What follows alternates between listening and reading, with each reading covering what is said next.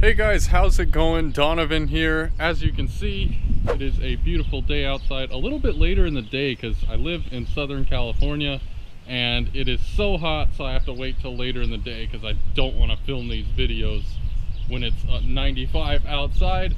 So as you can see, we have the RT here still on the drag radials. Today's video, I want to talk about why I haven't boosted the RT yet. If you guys messaged me on Instagram like a few months back, you knew I fully intended by this time this year to be actually ordering the parts such that I could install it over the week of Thanksgiving. I have not done that yet, and I'm going to discuss why. We're going to take the car for a little drive. We're going to get a nice cold start. It should sound a little more defined now that I'm using a better microphone, and we'll get started. Here we go.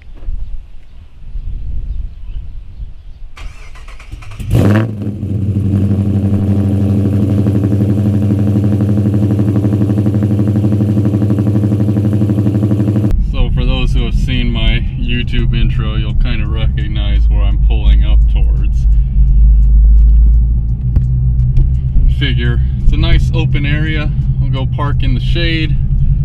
We can have a good old conversation. So it is a beautiful day outside. Sky is clear, sky is blue, RT is clean. Brought my notebook with notes here so I don't forget anything in the video. I inevitably will because I always do. And we got the full-blown sticker still on the car. Looking good. Also, before we get started, please remember to drop a like on the video and subscribe to the channel if you are new. I didn't really mention it in the last video, but I also have brand new merch, which I will put on the screen now. If you're interested in checking that out, supporting the channel, make sure to click the link in the description below. So as I mentioned before, in today's video, I want to talk about why I haven't supercharged this car yet. First of all, there's a bunch of different supercharger options you can choose for these cars. So there's the Procharger and Whipple and like Torque Storm, there we go. Centrifugal versus root style blowers, blah, blah, blah. With that being said, I intended on getting a Whipple supercharger, it's either a 2.9 or a 2.7. I think it's a 2.9. And running 91 for the time being, and then E85 later down the road when I inevitably wanted more power. And I intended on doing it at the start on stock internals. That kit was going to run me about $8,000. And you can get it cheaper, admittedly, but if you get the cheaper kit, it doesn't come with the fuel system upgrades, and it doesn't come with the bigger intercooler. And if I'm gonna do this stuff, I might as well get the bigger intercooler. It's like insurance. You guys know I don't really like to do things half-assedly. So I wasn't going to change that with the Whipple. And of course that adds cost onto things. And if I wanted to do E85, I needed bigger injectors than the ones I even have on now. So right now I have Hellcat Injectors. They had like 500 miles on them. They were used from a buddy who got a Hellcat and then almost immediately switched them. But I'd need, I think Alex from Fullblown said like the ID 1000s from Injector Dynamics, and they might have been overkill, but it's better to have too much injector than not enough injector, so that way it doesn't lean out and blow up on you. But still, you're looking at least another $500-600, maybe even close to $1,000. I don't know how much they cost new. So as you guys know, I put a lot of money into this car, especially tuning it for the can. That was an endeavor all in and of itself. That was an awful experience trying to get this car tuned properly. Now it's dialed in. I've data logged it with HB tuners, even on the street with ZHTunes. It was technically dyno tuned at Fullblown, but now it's got, you know, a couple street adjustments. So it's dialed in now. It drives perfectly.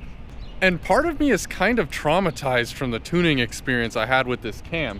So it's an HRT Stage 2.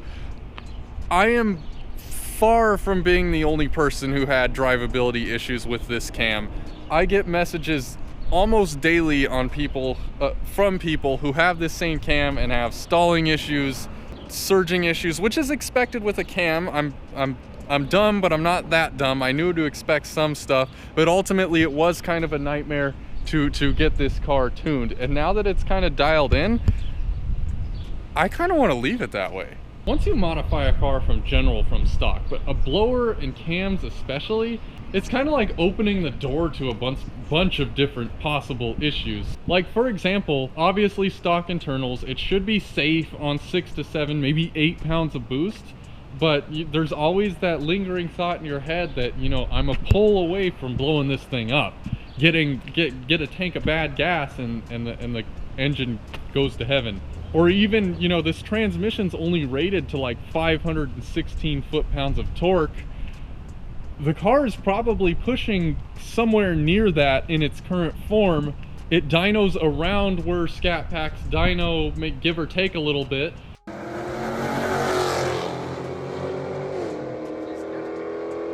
No, he's not. I'm reaching the limit of the 8 HP 70, and that's what came in this car. The Hellcats come with a 8 HP 90, I believe, which is obviously rated for more torque because those cars make way more power. But in addition to maybe blowing up the engine, there's also a chance I can blow up the drivetrain on the car because it has stock axles and stuff. It has the beefier diff, which you guys have seen a lot of videos about. But there's always that lingering thought. Now, you guys know I've been looking at cars a lot recently, getting a new car, blah, blah, blah. I'd probably keep the RT. I don't think I'm getting rid of it. I made a video talking about how I just wasn't emotionally ready to get rid of it, and I'm still kind of there. That video was very recent. Obviously, the thought's always there, but the plan is to keep it for now. But admittedly, I've been looking at new cars, and that $8 grand that it would cost to put on the Whipple and then however much more to get it tuned is a healthy down payment on a lot of cars, and cars with more potential for that matter. So you guys are gonna hate this, but 10-speed Mustangs, for example, there's a guy named Coyote Mar on YouTube. He used to have a Charger RT. He's kind of an Instagram buddy of mine. He has a 10-speed Mustang that's done pretty much full bolt-ons, drag pack. He's I think in one of his recent videos, he also said he's like doing weight reduction stuff. That thing tears most cars up. Like, I'm not kidding. He's bullying cars in that Mustang, and it's NA with cams, I think. Something like that. I'm not huge into the Mustang world, so I don't know what makes those cars fast. I just know it's a lot easier to make them fast than these NA Mopars, especially the 5.7 392, because the 5.7 and 392 need a lot of work compared to their big brother counterpart, the Hellcat, which you could kind of just do pulleys in E85 and make a mind-boggling amount of power for not that much money. Of course, you're eating up that cost in the original payment of the car, but you're also doing less work, if that makes sense.